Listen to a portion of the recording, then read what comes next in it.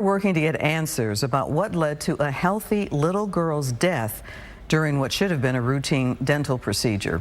We've learned new disturbing details about how medication was stored in the Fort Worth dentist's office. Fox 4's Lori Brown joins us with the story. Lori. Clarice, 3 months after the 4-year-old girl died during the dental office procedure, detectives executed a search warrant of Cuddle Kids Dental Care, and experts say what they found was a recipe for disaster. Dr. Chrishelle Hemphill tells parents on her website that she will treat your child with compassion as if they were her own children. The website adds they offer safe pediatric sedation dentistry.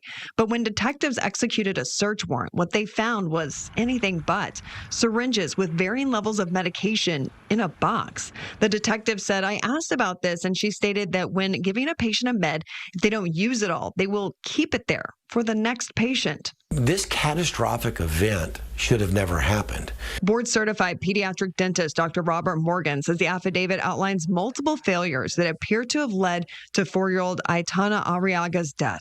Among them, the improper medication storage. He told us protocol for leftover medication at the hospital where he works. It's not just thrown away. We have to have a witness showing that that's the unused meperidine, and it has to be wasted in the view of at least 2 people. So there is no chance for a reuse or for an error or, quite frankly, abuse. Dr. Morgan says he is surprised that it appears that neither the dentist nor the assistant recognized that the patient was suffering from respiratory distress.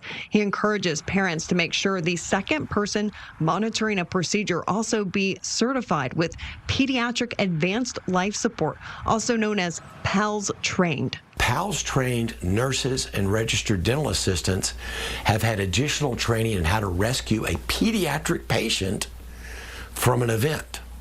And that's not the norm, nor is it legally required. But it goes back to our more is better.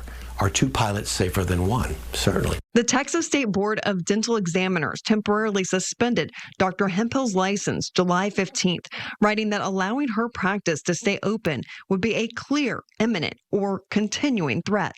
What should have been a simple rescue of an airway appears to have cost a child a life.